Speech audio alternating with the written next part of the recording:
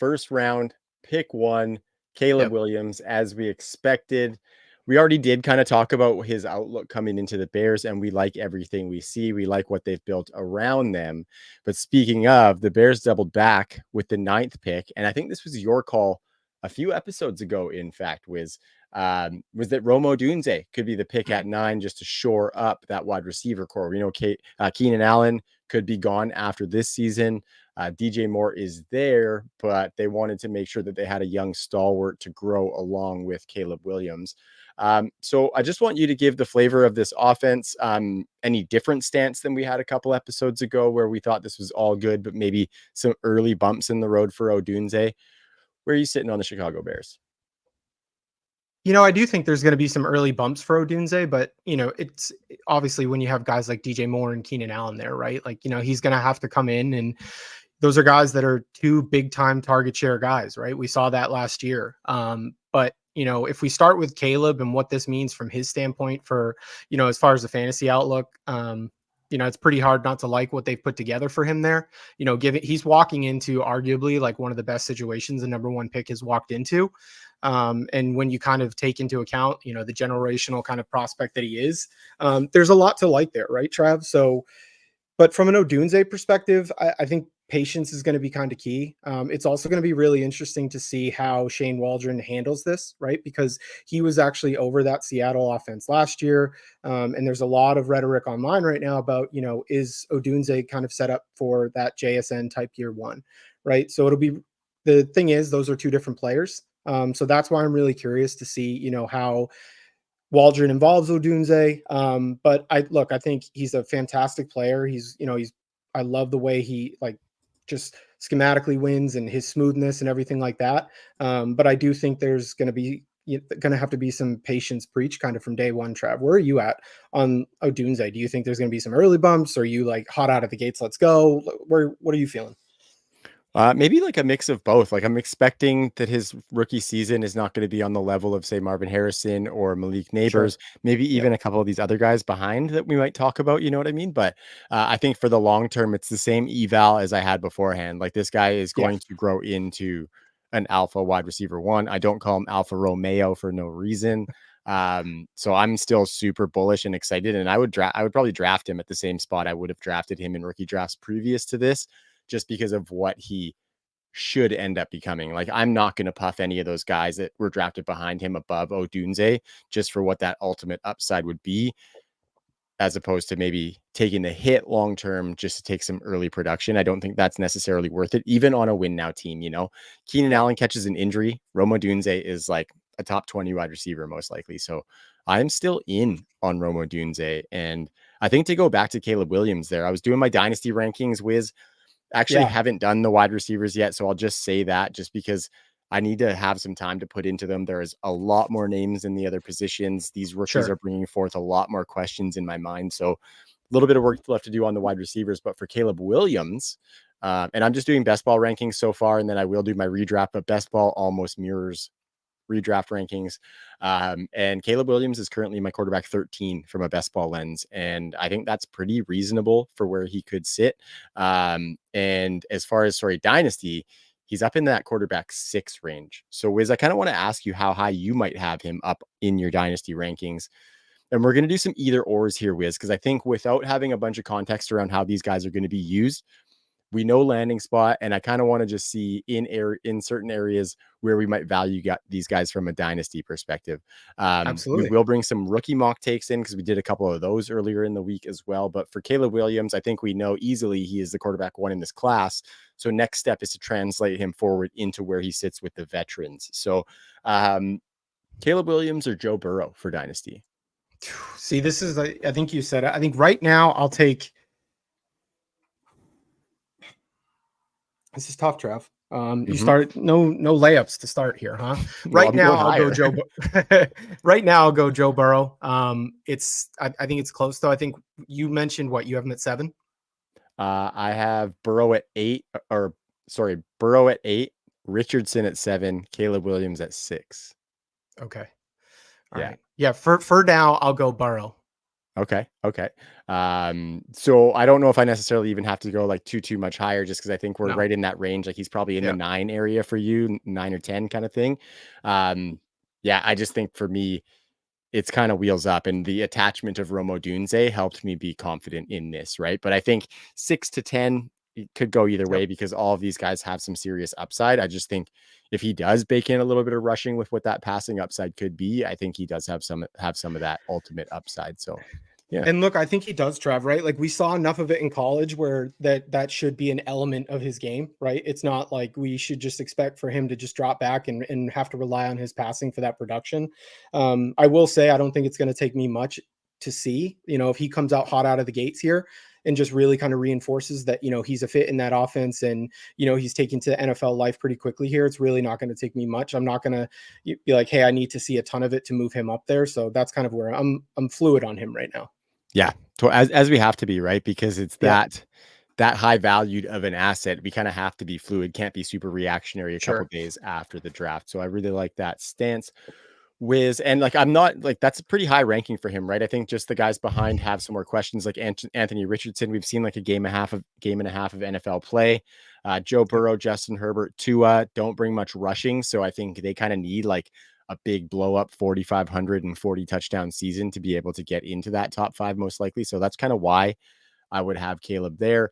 But I'm not saying there aren't avenues for him to fail too, right? Like if we look and we talk about my guy, Jaden Daniels, a lot of people have been linking him to the Justin Fields situation, thinking that he might not have a very long leash if he were to falter early in his career.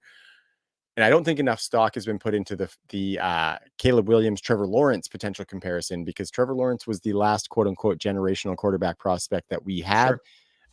And we haven't seen quite those results, albeit a worse situation for Lawrence to go into than Caleb Williams. But aside from those weapons, like I do like Shane Waldron, but I think as far as the Sean McVay disciples go, he might be one of the least desirable ones. Like I don't think he was putting out lights out offenses in Seattle necessarily, Yep. but he also didn't have the quarterback, so I could eat crow on that one. I definitely could.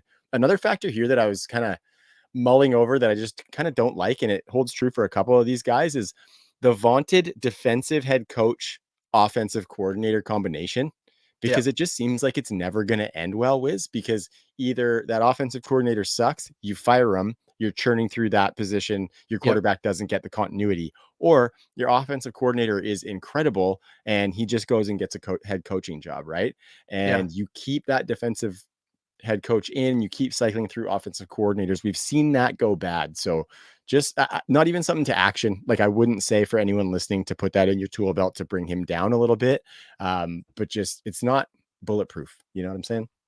No, it's a fair point, Trav. I think that's why, that's one of the reasons I am, so high on Anthony Richardson. It's because we don't have to worry about, his play caller, the guy that's going to grow him and everything like that go anywhere because he's his head coach, right? So I think those scenarios where you have, that offensive minded guy running the show, I think that's even more of just like from a long-term perspective, just gives you a little bit more comfortability, right? Yeah, man. Yeah. So I touched on my guy, Jaden Daniels there. And we Yep. did talk about like, and it's funny because there's a couple of these guys at the top where we kind of talked about it already. And you know why? It's because we hit on their landing spot. I think Yeah. the old Barry H for us is in order for making some good calls last week with Scott. And we were a few weeks early on some of the calls that came to fruition on the draft. So I encourage anybody to go have a look. Of course, landing spots are in. So some of the information has changed a little bit. But Yeah. Jaden Daniels settled in as my quarterback two. I will say I didn't have him as my dynasty rookie quarterback one. I think I might change that tune for 2024, Wiz. But we also like we didn't cover more weapons coming in to Oh, Washington, which yeah. is what happened, right? We saw Yeah. Ben Sinnott, one of our favorites over here at the Undroppables, go in the second round. And then Luke McCaffrey was a bit of a surprise at the end of the third. I think he was the last pick of the third round. But we know he's got that pedigree. I think Scott calls it the Nepo scale or something like that for nepotism for Yeah. the kids of greats, right? Sure. And the McCaffrey family was on there. So what do you think the outlook is for Jaden Daniels in this offense with Terry Mack, with Dotson, and then with those running backs, along with Sinnott as a nice little tight end prospect and Luke McCaffrey, who brings a different skill set? Yeah, look, it was real. Like, I think one of the things that we liked going in, right, even just into the draft, was that he's going to be going into a situation where he does have McLaurin and he does have Dotson, right? Like, those were two of the things that we liked right off the bat. Adding somebody like, is it Senat or Senate? Just so, I'm not sure, and I actually like, I heard somebody on a podcast say Sinnet, and I don't know, like, I actually internally yeah, have been calling him Benny the Sinner, Sinat, yeah, but then I also realized that if there's any, like, religious people or if he was religious, he might not yeah. necessarily appreciate that, so I don't know if I should use that one. Hit the comments if you think I should, continue Benny the Sinner, Sinat, or Sinnet. Either way, it still works. Um, no, but I think he was. So I'll go with Senate. He was my tight end too, right? So Yeah. coming in, um, he was a guy that I liked. I think there's obviously I hate doing this from year to year, right? But if you're looking at a guy that did some of the things that, like, Sam Laporta did, why we loved him so much, makes guys miss after the catch, right? From a missed tackles force perspective, I think he was fourth, in just 2023 out of all tight ends. So he really does some nice things. And the thing is, like, he's also a very good blocker, right? So I think he's going to find his way on the field early, and awfully athletic for his size as well, Trav, which is another thing that I like. So just to see that second round draft capital for, a guy that, does make guys miss after the catch, which we have seen can be pretty, like, predictive for tight ends and fantasy success. I do like that. Obviously they only had Zach Ertz kind of coming in there. So it'll be interesting to see, with Cliff's kind of history with Zach Ertz, how long does it take for that to kind of switch over, right? Like, does that come out of the gates and it's really just we're seeing a lot of Zach Ertz and sprinkling in somebody like Senate? And what week does maybe that change occur? So we may have to be a little bit patient to start. But I think, from a long-term perspective, getting an athletic guy like that, it is pretty exciting. And then, if we touch on Luke real quick, yeah, pedigree, right? I think it was really cool to see them call Christian, and they were like, "Hey, your brother told us to draft you," and so seeing that stuff is always cool. But he came in at, about the 71st percentile in our model. And I think that was a little surprising, right? Converted QB to wide receiver. I just think he's a guy that's going to pick up the offense pretty quickly, and wouldn't be surprised if he pushes his way into 3 wide receiver sets, pretty early on in the season. And he'll be a guy I'll be interested in to kind of look at his development, because Terry McLaurin isn't getting any younger. And if we do see him pop a little bit, he could be part of the future as far as, maybe somebody to target from a fantasy perspective, especially with that third round draft capital, right? Yeah, that third round draft capital is nothing to shake a stick at, and that tells me that he's going to get some looks for sure. You touched on a couple things, and the first one I want to talk about is relative to Ben Sinnott, because I think everybody knows how I feel about Jaden Daniels. He is like right up there with Caleb Williams for me, and he's a borderline quarterback one for me in 2024. But Ben Sinnott, we'll call it. Yeah, I'm excited about the blocking, like you said, and not because I'm excited to watch him block, although that can be fun too. I'm excited because that's what's going to keep him on the field. Zach Yeah. Ertz does not do that.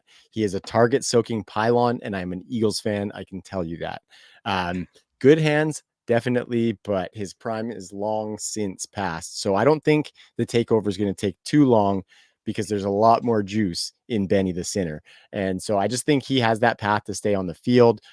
We saw later in Kingsbury's tenure in Arizona that he was using the tight ends a little bit more in his offenses. So I think there's a nice little path.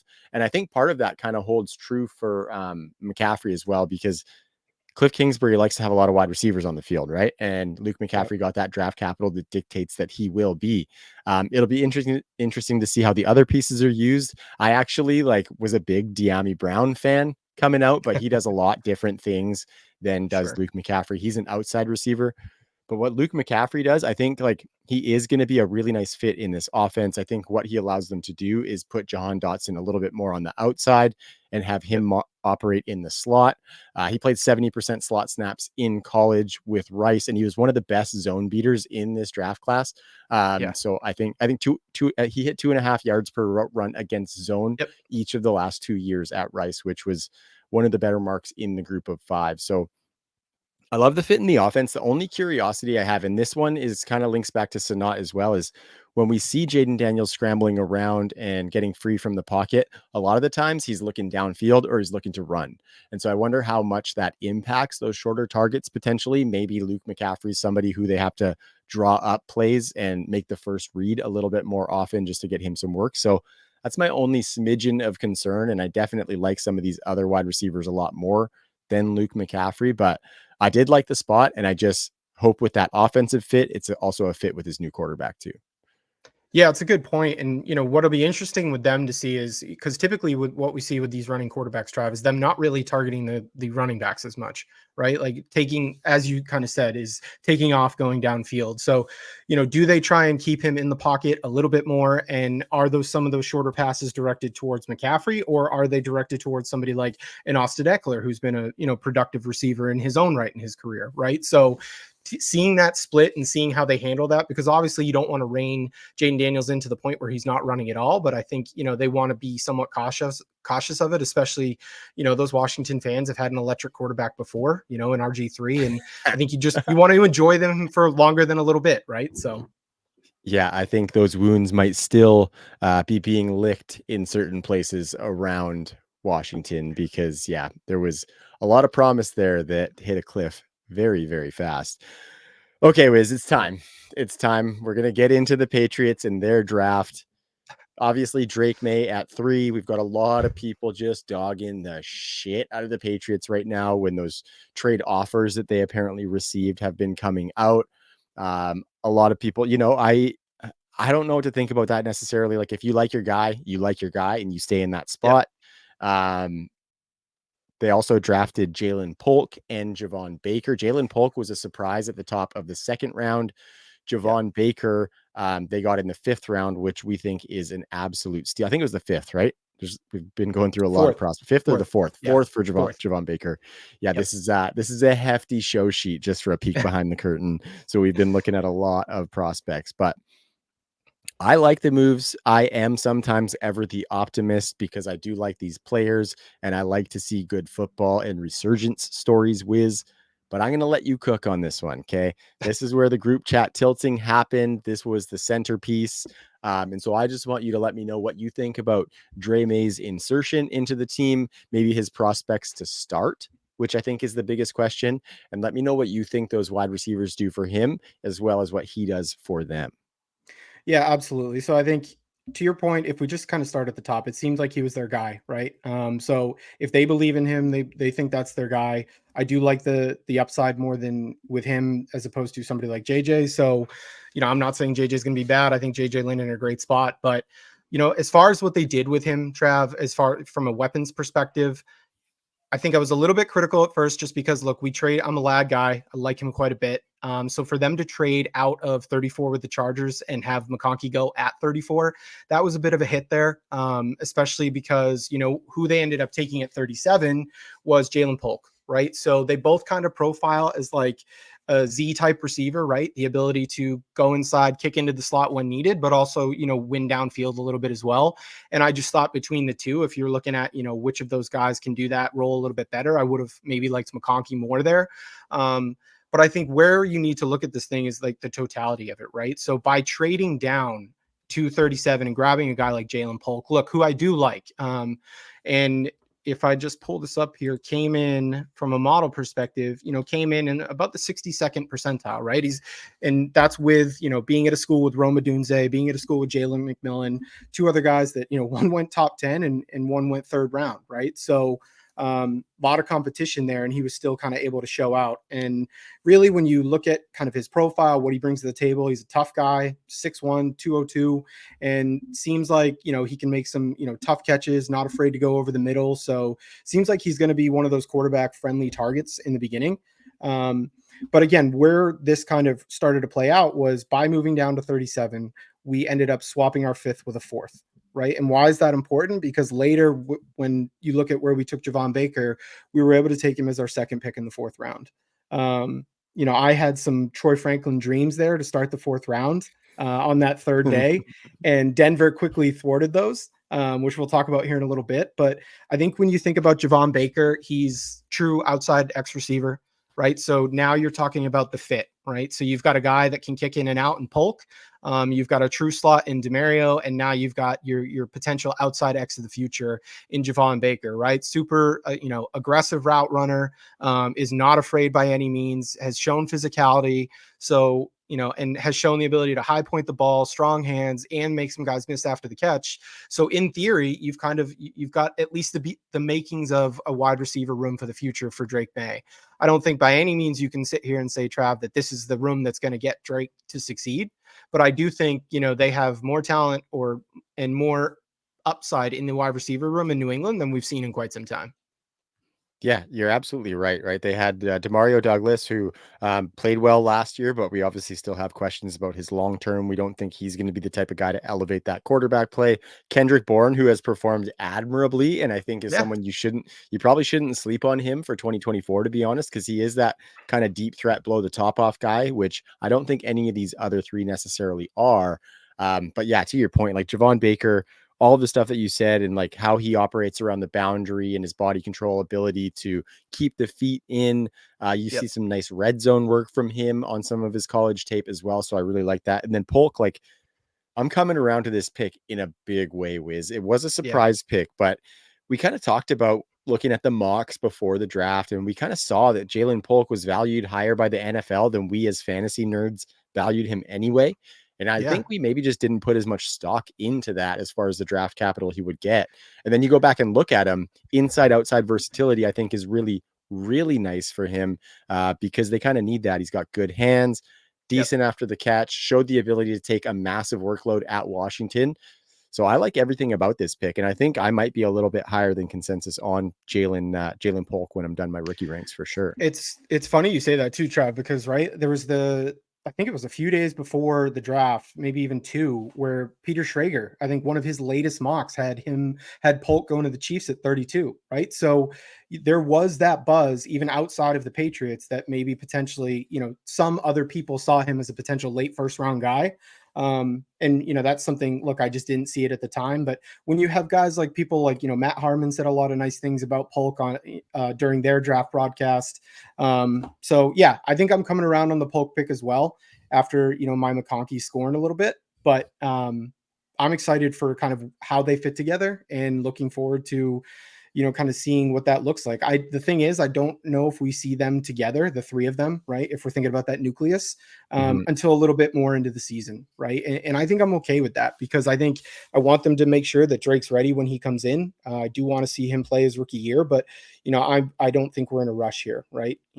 We've talked about before how the AFC is a gauntlet, and so I just want to make sure that he's ready, and wouldn't be opposed to them waiting longer in the year.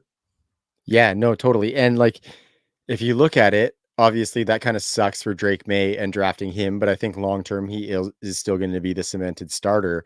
But I Yeah. think playing with Jacoby Brissett early in the season, if either of these wide receivers are ready to step into that starting role, say it is Jalen Polk, who's starting from day one with Jacoby Brissett, learns with a veteran quarterback, has the ability to support Drake May even further because he has some NFL games under his belt where he's been in the huddle, been on the field with a veteran who knows how to run that huddle.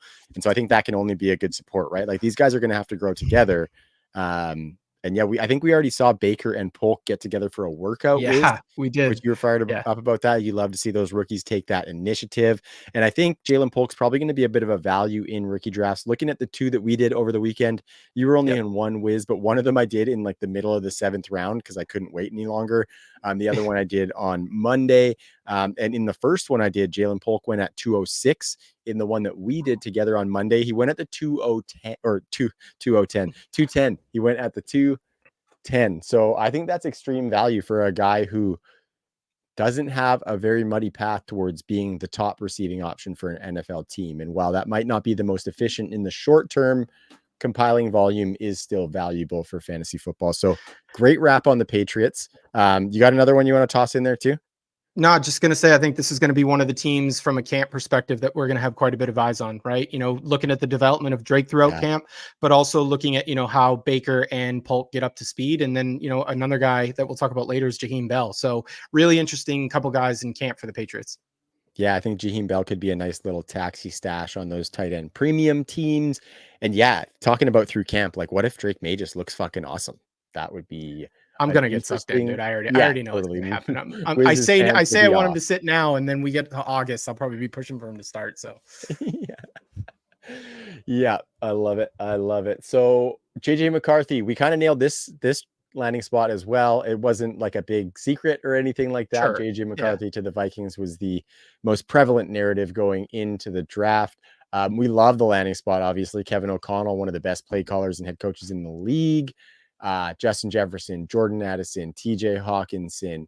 We got Aaron Aaron Jones Jones. Yeah. and Ty Chandler is there as well. So they have weapons, decent offensive line there as well. So it's a really good landing spot. But I still have a couple questions, Wiz. Like, I just not having seen him hold up a lot of volume and keep an offense elite in college makes me wonder what his ultimate upside in the NFL is. Just the workload that's about to get dropped on JJ McCarthy is something that he's never seen before. And it's like, when we're looking at these guys, if he's, I know he is a little bit mobile and he can be frisky in the run game when needed, but I just have a hard time right off the bat saying that he's going to be a put his team on the back 40 touchdown scorer, which is something that I look for in these guys who might not get that rushing to supplement. So what do you think about JJ McCarthy as the quarterback and maybe where his standing is with dynasty quarterbacks? You know what I mean? What's his ultimate ceiling, say maybe in your dynasty ranks, do you think?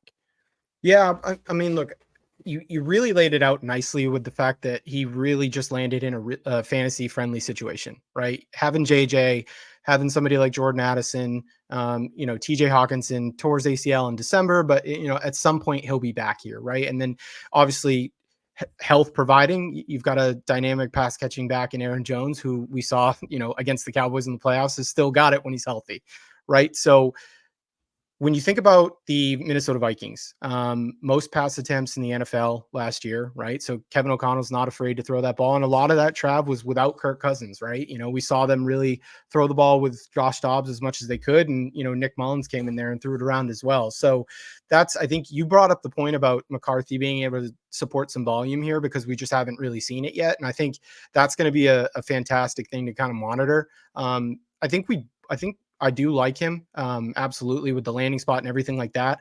How long does it take for him to be able to support, those kind of three options that people are looking for or looking to for fantasy production, right? You've got arguably the wide receiver one on the planet in JJ. You've got a very good, especially, in PPR and tight end premium formats in Hawkinson, and then a former round one pick last year in Addison. Can a rookie quarterback support all three of those to the point where fantasy managers are happy with that? That's something where how long is that going to take to get up to speed? From a dynasty rankings point, Trav, I think he's right around that 15, 16 area for me. And one of the guys he's actually close to is Jared Goff, right? And that's kind of almost how I think a good outcome for JJ McCarthy would be like, Jared Goff is like not a bad career. If you look at Jared Goff, what he's done, he's gone to the Super Bowl. He landed in the right system with Ben Johnson, and he's been very fruitful there for not only his fantasy value, but the fantasy value for others around him, right? So if he could be an elevated version of a Jared Goff, or and that's being kind as far as ceiling and stuff like that. But if he could even be that, Trav, that's a nice win. No, I think that is a nice win, and I'm right in the same neighborhood. Like, I have McCarthy at 17, just Yep. behind like Trevor Lawrence, Brock Purdy. I have a big tier of rookies actually: McCarthy, and then Bo Nix and Drake Mayer not too far behind, and then Bryce Young, Kirk Cousins type area. Jared Goff's right there as well. So I think that's really well put with his standing because there is room for him to move upward, I think is what you're saying Sure. on that ranking. So really, yeah, and he's got the play caller to help him do it, right? Yeah. So I think that's really well said. Okay, looking at the next ones. Bo Nix goes to Denver. We Yep. called this one. We thought it was going to happen. I think my favorite of my draft calls was that all six of these quarterbacks were going to be gone by the 16th pick. I don't know if we expected them all to be gone by the 12th pick, Wiz, and we'll talk about that in just a second. But the guy who kind of brought up that rear was Bo Nix. I think it's a good fit with Sean Payton. We talked about this. Sean Payton has shown offenses that can dink and dunk a little bit, and we think Mm-hmm. that's the best path to success for Bo Nix. Biggest question for him, most likely, is what's the ceiling with maybe some questions about his downfield passing.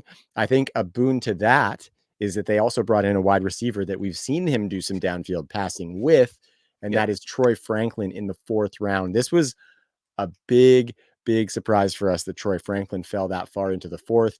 We had him as borderline 1st round wide receiver. here at the Undroppables, and a lot of other people had him getting no further past like top half of the second round. Yeah. But that was a big slide, and I think for me, it definitely impacts my perception of him. Yeah. I know you're still bullish, Wiz, and I know that he went at the 202 still in that rookie mock that we were talking about. So why don't you add any additions that you have to Bo Nix? But I think the meat and potatoes here is Troy Franklin's outlook, right? Sure. Yeah. So I do think that from the rookie drafts that I've been in so far, I mean, dude, there's been times where I've seen Bo Nix slide to like 205, and I'm Wow. not the biggest Bo Nix guy, but like that to me is like egregious, right? Like Yeah. Oh he's yeah. a top 12 pick in a Sean Payton offense that is probably going to start right away. He's, he was just in college for 5 years. It's not like he needs to be seasoned anymore, and that to me, like just that feels like way too long, right? So if he's going anywhere near that in your drafts, I think even if he gets to like 204 or something like that, start testing the waters and trying to trade up, because I think that's just immediate value right there, whether you love him or not. Um, but yeah, look, I think he's a fit for probably what Sean Payton wants to do. Well, I don't think he necessarily has the ceiling of somebody like we just talked about in a JJ McCarthy. And I don't, obviously he doesn't have the weapons there right now to support that either right now. Right. I think he's got, some analytical darlings in Marvin Mims, and now a guy like Troy Franklin. We'll see what happens with Cortland Sutton, and if he's part of their long-term plans there, Trav. I think what would be really big for Bo Nix is if we could see a guy like Greg Dulcich come back and really kind of make an impact for them, right? Having that athletic tight end would be something that would be a boon for them. But if we're talking about Franklin here, I think you mentioned 202. It's probably a bit early for me at Same. that point, right? Just because I think there's some other guys on the board there that, better draft capital probably. And there's a reason why he fell a little bit. And I think largely it's size concerns. I think it surprised a lot of people, to your point though, Trav. When you look at a lot of people that were kind of on Twitter that night, and even kind of that next day, a lot of people really didn't have him past that, 50, that mid second round, maybe into the 60s or something like that. But I do think he had a soft landing spot, right? You look at the fact that he landed with his college QB. They've already kind of got that rapport downfield that we saw at Oregon. So I think that is a nice benefit to, if you're trying to be optimistic about Troy Franklin. And I think if you're looking at what's happening in rookie drafts right now, Trav, I think that's probably what's driving some of the optimism for Troy Franklin, right? I think obviously his analytical profile was, one of the more sterling ones in the class. But if he had landed with somebody else other than his college quarterback in that fourth round, I don't necessarily know if we're seeing that same sort of steam right now. So I am still optimistic on, Troy Franklin being able to return on that fourth round draft capital, but I still am a little bit wary of where he's currently going in rookie drafts. For me to feel a little bit more comfortable, I kind of wish he was going a little bit later. Yeah, in that Jalen Polk range that I was talking about, like that Yeah. 210 area, right? I think that's spot on. With like two top of the second is a little bit steep for me for a fourth round wide receiver because these guys don't hit a ton, right? You're not getting too many hits out of the fourth round as far as stud wide receivers. I think Troy Franklin, like you said, the analytical profile says that he could be one of the guys to do it. And Mm-hmm. that analytical profile is so good that despite that fourth round draft capital, I'm not sure the exact percentile, but he is still up there in our model for 2024 draft class. So I think that just speaks to what he did in college. And I think that's why we might have some of that optimism still around him. And I think what he does for Bo Nix is like, I don't think we have any illusions that Bo Nix is going to be here putting up quarterback one seasons year over year. But Troy Franklin might help him towards doing that. And despite some of the kind of arm strength stuff we've seen quarterbacks such as Drew Brees. Now, I'm not saying Bo Nix is Drew Brees, Yeah. but Drew Brees, towards the end of his career, had to alter his play style because his arm wasn't what it once was. So I think Sean Payton's just kind of been there, done that, and he can tailor the offense around Bo Nix. And hopefully that includes Troy Franklin because, yeah, just a dynasty depth stash for me right now, which probably takes him off my table at that price. But if he slides back, I'm a lot more interested because I think he could develop into like a useful wide receiver 3 for fantasy rosters. Yep. And that doesn't sound like much, but for a fourth round wide receiver, that's about all you can hope for. Yep. So I think that's pretty solid. And the upside to burn on top of that, obviously, he is a guy that can make big plays and separate. We just got to see it, and we just got to see what kind of runway he has to be able to blossom into that. Yeah, I think one of the biggest things, Trav, would be if they move on from Cortland Sutton and really, try and lean into some of the youth that they have there with Marvin Mims and Troy Franklin and, pending Greg Dulcich's health or something like that. That's a situation that Franklin would probably get a bit more enticing. Yeah, I would say with the draft capital and with the outlook right now, we definitely still have a candle burning for Troy Franklin. But if Yep. Cortland Sutton were to leave town, we're gonna burn this motherfucker down. Is what we're Yeah. gonna do. Is because I think that would be like huge boost. That's where 202 is. Yes, please, I'll take them. Yeah. Absolutely. Um, the next guy we're going to talk about, I'm going to give the listeners a little peek behind the fourth Yeah. wall here, Wiz, because he's not even on your show sheet. And so just to give everybody a glimpse into some of our process, Wiz and I like to make sure that this show is produced as best as we can for you. We'd like to meet at least once before the show, just kind of talk about the flow, talk about how we're going to direct traffic a little bit. Yep. And through all of that, kind of fitting, in fact, Michael Penix wasn't even on the show sheet, was totally forgot to even put him on there. We talked through all of these topics, Yeah. didn't even think to bring his ass on there. Um, man, When you and like I when think you messaged me that earlier and was like, hey, I forgot Penix on the show sheet. I was like, that couldn't be like more appropriate. Like, yeah, it was because we're gonna forget about him by the time that he starts. By the I time that know. he starts, he's gonna be as old as I am right now, basically. So what do you think about that pick? And like, what do you think that does for Penix? Because we're seeing him as a top 10 quarterback go in like the I know. middle of rookie drafts right now. And I think there's definitely some value there, but if you're in dire need for a quarterback, I would be trying to make the trade up play for one of these other guys as opposed to waiting for Michael Penix. Cause I think it could be a couple years or a Kirk Cousin injury before we see anything from him. So a bit of a bummer, but let me know what you thought about the pick. Like, what was your reaction when they did it? And then what do you think kind of the fallout is? I thought it was honestly, I thought I was reading it wrong. When I was trying to avoid my phone as much as I could during that first round. So I was still kind of like surprised. But I had seen some stuff come through just because like, Twitter became ablaze when it got known. And I just, sorry, Falcons fans, but I just really couldn't believe it. You go out and sign somebody like Kirk Cousins that, 100 million guaranteed, 180 million total if he plays through those 4 years. And it's like, that to me signals win now. And then you go, spend the eighth pick on a quarterback that's 24 years old and is going to sit for 2 to 3 years. So it just didn't seem to make a lot of sense. From a fantasy perspective, Trav, it's tough, right? Because like, yeah, he's a top 10 pick. But you pretty much know that he's not going to be starting for at least a couple years. And then when he does start, he's going to be, 26, 27 years old, barring an injury from Kirk. So look, I think it does get to a point where maybe in that kind of second round, that maybe towards that middle of it, 2.5, 2.6, 2.4 area, where if if you're at a luxury where your dynasty team is kind of set, if you've got somebody else's pick and maybe have your pick at the end of the second and you just want to take a luxury pick to stash Michael Penix, yeah, sure, go ahead. But I can't really say he'll be a guy that I'll be targeting. I think my plan on him would be, all right, have somebody else take him, and then maybe they get frustrated with, after 6, 8 games saying, all right, like he's not going to play for another 2 years. And maybe you check in and then and see if like the price is down or depressed or a little bit like that. For now, there's some more enticing options that could kind of help you now from a dynasty perspective, where it just seems like he's quite blocked for a bit. Yeah.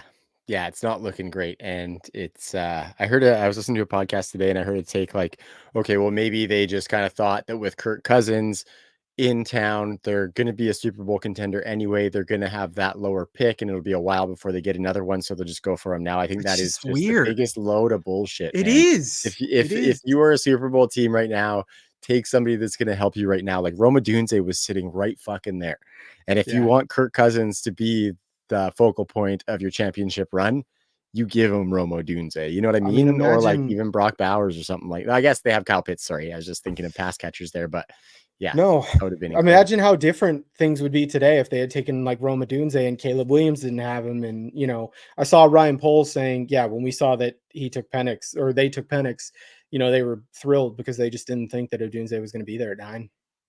Yeah, no brainer. Absolute no brainer. So then we see Brock Bowers go to the Raiders. You know what's funny, Mm. Wiz? Also forgotten on this sheet, fucking the two biggest wide receivers on Marvin Harrison and Malik Neighbors. Oh yeah. So I was probably super high when I made this show or something like that, because how do I forget those guys? But do you want to give just so many peeks behind the curtains on this episode? We're just giving you guys glimpses into who we are. Hope you like that about us, because that's just, it's on our sleeve. Yeah. Um, so I think it's pretty safe to say Marvin Harrison Jr., like, locked in, probably borderline top 12 wide receiver from the Yeah. jump. Anything you want to add to that, Wiz? No, I think it's been said at nauseum at this point, but super, like, just fantastic landing spot is going to be, target 1A out of the gate with Kyler.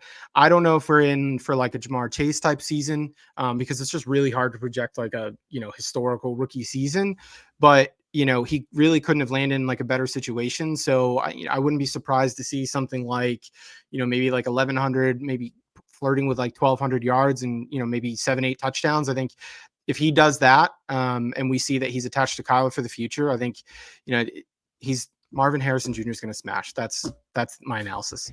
Yeah, signed, sealed, delivered. I don't think Yeah, we have to go much further on that. But to your point, I think you're being a little bit conservative on that projection, because that Jamar Chase season, I think, is in his realm of possibilities. yeah, But you're right. We would never like come out here and put our stamp on the fact that he's going to have one of the best rookie seasons ever. sure. How about Malik? Different story in New York. Mr. Barrett was happy. I was sad, just because I'm still going to love him from fantasy, but from a Yeah, real football perspective, I just kind of have to hate Malik Neighbors now that he's on the New York Giants. And I hope New York Giants fans could respect that, because if the shoe is on the other foot, I would expect them to hate that person going to the Eagles as well. So why don't you talk, like, hyper targeted is what we expect from Malik Neighbors. yep. The ability to be quarterback proof, which is kind of primo considering the landing spot that he had. Feel free to tack onto that, Wiz. We talked about it with Barrett, man. And one of the things that we said was if he lands in New York, he's option again. Both these guys landed in option 1A, right? Whereas like they're going to be the guy. And whereas you look at somebody like Rome Odunze, he's obviously going to be competing heavily for those targets. These guys are going to be targeted right out of the gate. I think even with subpar quarterback play that we can probably expect there in New York, he's just going to be a target machine. I would be surprised if he didn't at least have, like 120, maybe even upwards of that from a target perspective. So I think for PPR, like I wouldn't be surprised to see something like, and maybe this isn't what people want to hear, but Garrett Wilson last year dealt with bad quarterback play, his rookie year as well, but was just targeted at an absurd rate. So I think what you're hoping for in those first, couple years or two, we'll see how this kind of year plays out for them with the QB and Daniel Jones and everything. But I think one thing you can't expect with Malik Neighbors in New York is he's going to be targeted early and often, and I think that's going to give him a decently high floor. And if we see Daniel Jones, return to anything kind of we saw like the year before, when that offensive line wasn't a disaster, maybe there's even a little bit more upside there from Malik. But I still, while it doesn't look good on the surface, Trav, I still overall for his fantasy outlook, I'm not too worried. Yeah, exactly. Everything you said, the fact that his upside, a lot of it is just baked into the way that he wins and the way that he produces. I'm in a best ball draft on Underdog right now, and I just want to get some quick Underdog ADPs. So I was looking at my dynasty rankings, and I haven't done wide receivers yet, but both of these guys are going to be firmly in my top 12. Marvin Harrison bordering on top 5. Not sure if I'm going to get him there, but he's going to be damn close. And in this Underdog draft that I just did, Marvin Harrison went as the 17th overall pick, 5th pick Wow. in the second round. Malik Neighbors came. Oh, I don't know if he's gone yet. So we're at pick 25. Malik Neighbors is not off the board, but he's tops in the ADP with an ADP of pick 25. So first pick of the third round. So these guys are getting steamed even in early best ball drafts. But I think that's fair because, yeah, lots of targets coming, efficiency to burn on top of it. Very nice. So the one that I was going to go to, Wiz, before I figured out my little faux pas on forgetting some elite prospects on our draft roundup show sheet was Brock Bowers, and going to the Raiders at 13. The Raiders missed out on the quarterback. Yep. Atlanta pulled the wool over their head, taking Michael Penix at 8. I've seen reports saying that the Raiders confirmed that they were going to take Michael Penix at 13 if he was there. Considering the quarterback play that they might see this year, what do you think about Bowers' ultimate upside? Like, I think it's safe to say that versus Cincinnati, versus the Colts, and some of the other landing spots we gave him, this one was a little bit saddening. But do you think it's that bad, Wiz? Well, it certainly like is a devastating blow to my Michael Mayer dynasty shares. I'll tell you that Mm-hmm. much. So we can go ahead and pour one out for those right now. Um, Now, look, I think he is a guy, Trav, that he's like a unicorn, man. So I do think the landing spot, I don't want to say it's being overblown, but like I do think there's still like a world here where Brock Bowers is like largely going to be like, all right. I'm more curious to see like what the offense looks like, right? Like, are we going to be looking at a lot of 12 personnel with something like that? Or is this going to be something where, you know, they almost use Bowers in this offensive kind of weapon sort of thing, right? Where you see him almost acting as like a bigger wide receiver, like a Travis Kelce sort of thing, right? And you kind of saw it a little bit with Dalton Kincaid last year as well. So that's kind of where I lean. But the camp battle for QB will be also interesting to play out. Right now, I think I lean that it might be Gardner Minshew, but that's going to be a storyline to kind of monitor throughout camp. So look, I don't. It's obviously not, to your point. It's not the Colts. It's not one of those better landing spots, but he's a guy from a dynasty perspective. I think he's definitely taken a little bit of a hit. And this is something I'll be talking about in the upcoming days here. But from a dynasty perspective, I would still be looking to see if you can capitalize on the name there. And, can you take somebody who still loves that Brock Bowers pedigree and go look to maybe a more established veteran tight end and maybe get a plus on top of it, right? Like that's how I would kind of look at it, because like if you look at some of the best tight end prospects that have come out over the past couple of years, Trav, they've got two of them now. So, is this a new Gronk Hernandez situation where you've got, somebody like Mayer who is kind of more that seam tight end, big blocker, stuff like that? And you've got Hernandez, or you've got Bowers operating in like a souped up Hernandez role. I don't know. But look, I think he's still going to be useful. I think it definitely is a small hit to his, near term kind of production outlook and dynasty outlook. Yeah.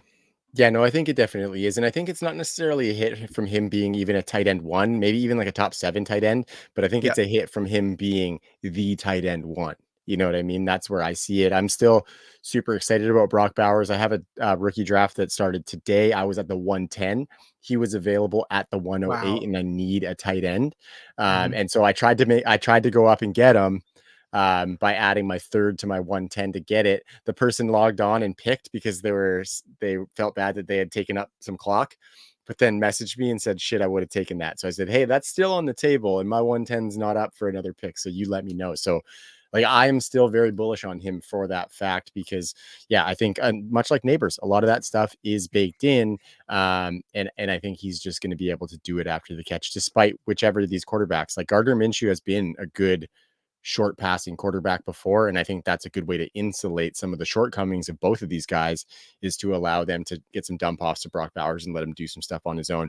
I like Sure. exactly what you said about Michael Mayer. I think we're going to see a lot more 2 tight end sets this year.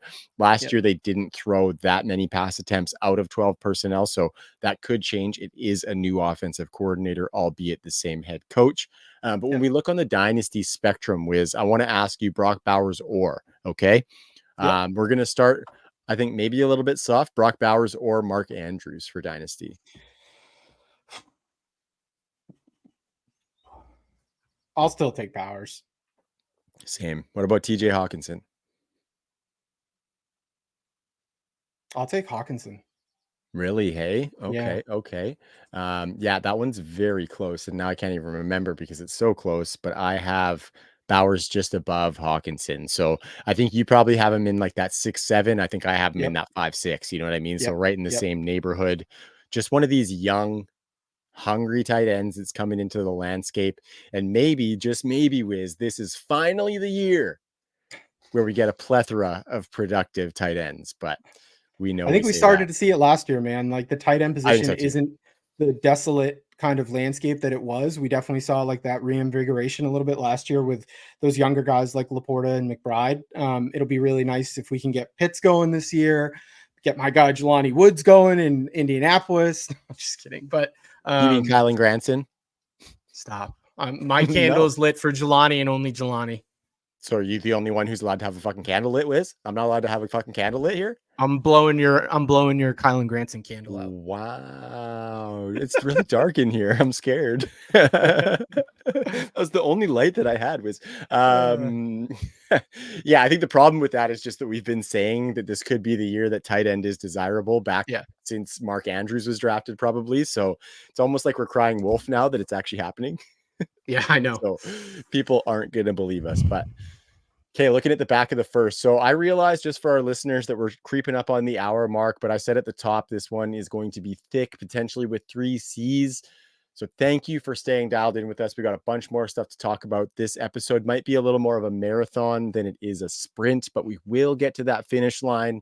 And personally, I just think that a lot of this stuff is really worth talking about. And in the sentiment of laying a nice groundwork for you, our listener, I think this is the best way for us to do it. So thanks again. Subscribe to that channel. Please make sure you're following the Undroppables on social media. Check out the Patreon. You can get a little bit off the top of the UN score, which just dropped today.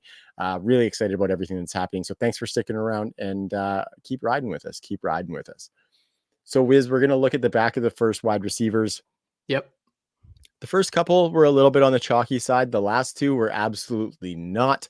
Brian Thomas Jr. goes at pick 23 to the Jaguars after they traded back from 17, which I think was a great move by them. Xavier Worthy was taken at pick 28 after the Chiefs traded up with the Bills from pick 32. And then we saw Ricky Pearsall jump all the way up into the first round and get taken at 31 by the San Francisco 49ers. And then even more surprising than that, I think, I was on the stream with you guys, the draft stream, when this happened, and I had just hopped on because I was coming in to kind of ride it out. The Panthers trade up, and we're all sitting there on the stream. It's Leggett. Oh my God, it's Leggett. I was like, it would be It's awesome if it Leggett. was Leggett. Yeah. Yeah. And then it happened, and we all just lost it. That kind of shit is electric to be on the live streams for, fun. that live reaction stuff. So much fun. So they traded up from 33 to 32 to come and get Xavier Leggett. First off, these 4 guys, BTJ, Worthy, Pearsall, and Leggett. Why don't you just rank those 4 for me from a dynasty perspective, Wiz, and then we're going to unravel them.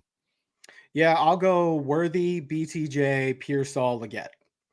Yeah, I think that's where I'm sitting as well. And I think some of it is the offensive attachment for Worthy and Pearsall.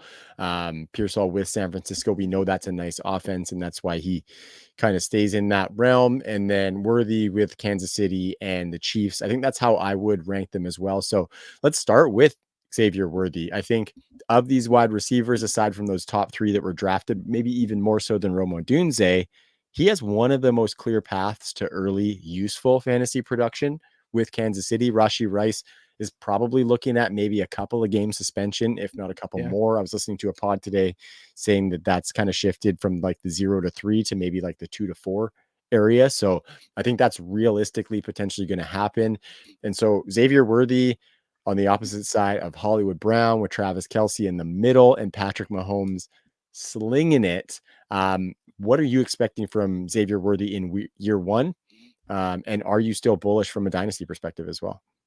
Yeah, look, I still am bullish from a dynasty perspective. I think I've got him. I'm just looking here, Trav, just to give you an idea. I've got him in that wide receiver 3 range right now. And the only reason why I say that is because, look, I do think he landed in a great spot with from an offensive coordinator from an offensive coach perspective with somebody like Andy Reid, who's just one of the most creative play minds that we have. And the thing that I would love to see with Worthy is really what we've seen come out of Miami, as well as what we saw with, Puka last year in in LA with Sean McVay, was utilizing some of that motion pre-snap, right? Getting him moving, getting him in those, advantageous situations against safeties and linebackers that are really not going to be able to keep up with somebody like him and his 4.2 speed.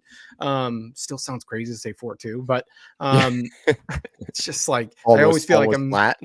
Yeah, I feel like I'm misspeaking. But look, I do have like some target concerns there, right? Just because, yes, I think maybe in the early part of the season, with Rashee Rice going to be probably suspended anywhere from, looks like 4 to 6 games or something like that. So maybe you see some early on production there, but Rasheed's going to be a part of that offense when he gets back, right? So, thinking about somebody like Travis, who's still going to be involved, thinking about somebody like Rasheed, thinking about somebody like Hollywood, I do have a tough time like getting him over 80, 90 targets. And if that's the case, that's where I just kind of look at his ceiling, maybe capped that kind of rookie season. I think he's going to be a fun best ball player this year, though, because there's probably going to be some big play activity out of him.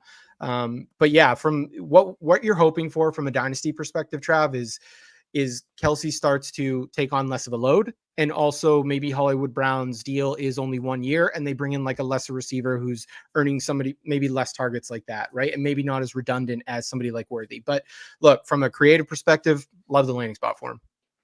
Yeah, no, 100%. I'm looking at my rankings right now. While I don't have the rookies inserted, I think he would be right in that back end of the top 36 for me, kind of in Yeah. the probably on the top end of the kind of Calvin Ridley, Chris Godwin, Terry McLaurin, Cortland Sutton area, Mm-hmm. because his movement is probably looking like it would go upwards in the dynasty rankings, where some of those guys probably are more likely to move down in the dynasty rankings. And so, yeah, I think that's a really good eval because there is some upside to burn on top of that. And I think what's making it kind of hard for me to figure out how the usage is going to go is that all of these guys can operate both from the slot or from outside. Obviously, Exactly. Travis Kelsey kicks out to the slot from time to time as well. So it's really hard to see how they're all going to be used. I would think maybe Worthy and Hollywood on the outside for the majority of it, with Rashee Rice manning some slot like he did at I the would end of imagine last that year. too. Yep. But then if they're in heavier sets and they have less wide receivers on the field, what does that look like, right? Who are the guys that they prioritize? I would think Rashee Rice, being a little bigger body than those other two, might be one of those guys for blocking situations. But time will tell. The beauty of it is that all of these guys are good from each of those areas. Like Xavier Worthy was super efficient on less volume from the slot in college. And if we look at his work on the outside, even as a smaller receiver, majority of his production did come from lining up on the outside. So Yep. yeah, I think things are looking up for Xavier Worthy. Why don't we talk about BTJ? Because we had some really good conversation about him, and he was our second in this group of four from the first round. I know he wasn't yours, but consensus, he was the wide receiver for Brian Thomas Jr., and he was drafted as such by the Jacksonville Jaguars. I think I might be a little bit more in on him than you are. I know that some of you guys from the team were not stoked about this landing spot, and I think that's probably the most prevalent perception of this move. So maybe I'm glass half full as opposed to glass half empty. But why don't you tell me what your reservations are on Brian Thomas? Even though we had a nice evaluation on him going into the draft, the landing spot made you feel different. Wiz, why? I will say his landing spot got a little bit better today. Zay Jones is no longer That's with the right. Jaguars as of today, right? So, and say what you want about Zay Jones, but Love that's him. probably six, yes, Love that's him. probably 60, 70 targets going out the door, right? So that's a start. One of the things that I just thought about from a BTJ perspective was, look, I think you can see the upside case for a guy like him. Clearly, size, speed, freak, everything like that. But they did sign Gabe Davis. They do have Evan Ingram there, who's coming off a 140 target season, and I probably like Christian Kirk maybe more than the average guy, but I think he was a really important part of and productive part of that offense last year, right? Like Trevor Lawrence really did kind of lean on him quite a bit when he was in the lineup. So those are three guys that I would expect to have at probably 100 targets each, right? So now you're thinking about, okay, they're going to have four guys over 100 targets, and that's where maybe just tempering expectations that first year. You know, if you're going to have that many guys have 100 targets, that production is going to be spread around quite a bit. So, look, I think there's potential for boom weeks with a guy like Brian Thomas and a bigger armed quarterback like Trevor Lawrence. But it'll just be really interesting to see how he fits into a Doug Peterson offense that has relied on tight ends quite a bit in the past. We've seen how heavily they've targeted Evan Ingram, and is he just strictly going to be an outside guy, right? Or is that what they're going to use Gabe Davis for? And maybe they're more inclined to use him a little bit more over the middle than we might have thought. So I like the landing spot more than I did draft night, Trav, but I still have reservations about overall volume.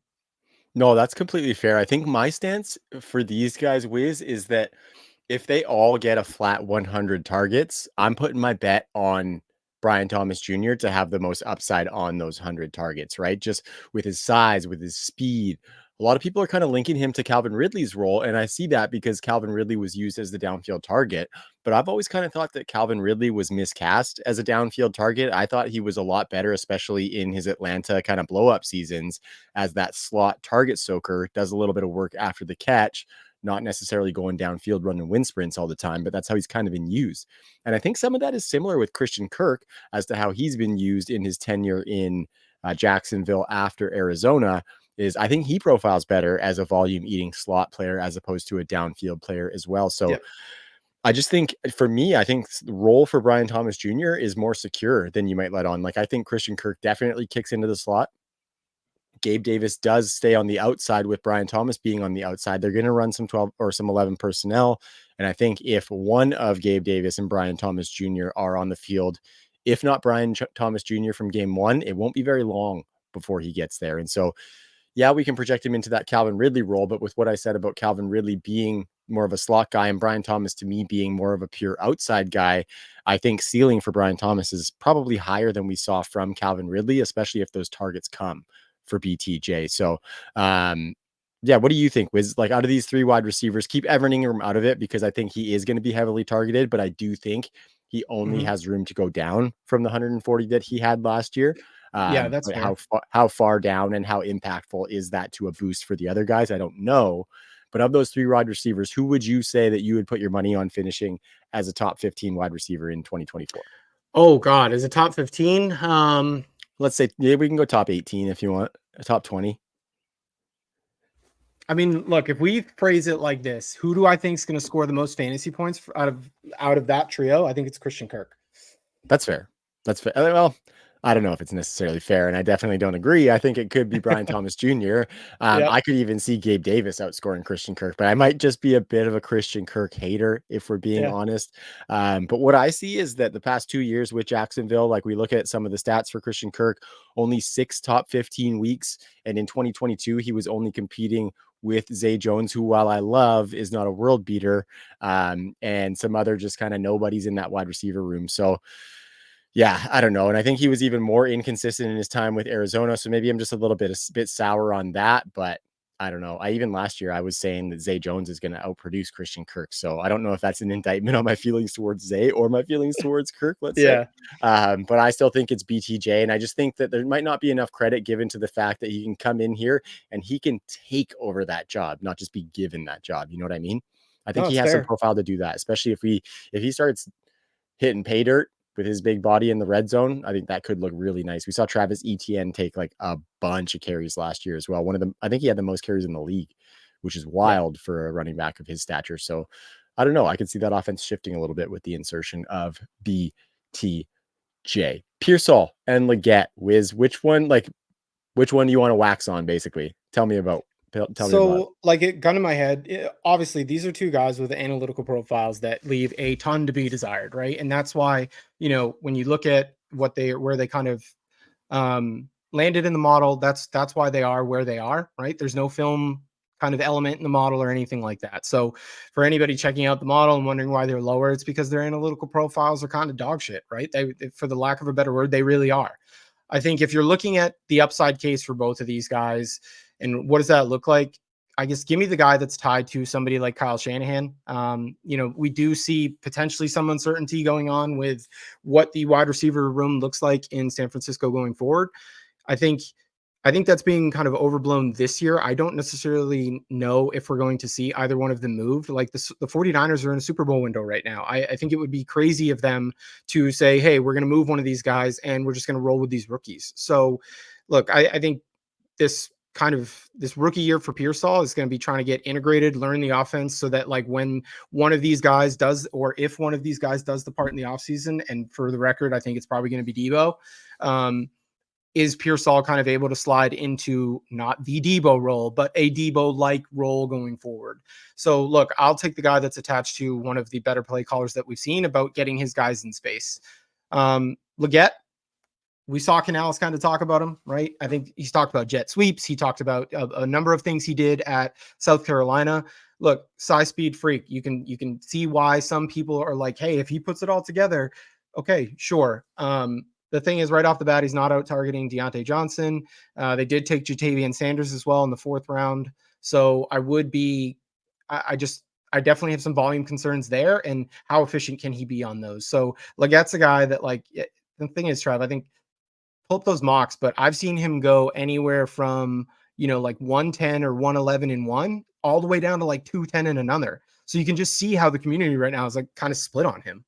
Yeah, so he went as the 211 in the first draft that we did, Yeah. and in the second one, he went as the 208. So you're getting him at the back of the second, and like when I see Ricky Pearsall right behind him at 209, Jalen Polk at 210, even Roman Wilson at 211, I get a little bit of pause on that. But I will say I've been feeling maybe a little bit more optimistic about Xavier Legette in like, and a part of it is the presence of Deontay Johnson. Like Legette's not going to have to come in here and be a 140 target guy from the get. So I think he does have some of that time to develop. And there's lots of questions. Like I think Joe was mentioning that he thinks that he should be a slot and definitely not an outside.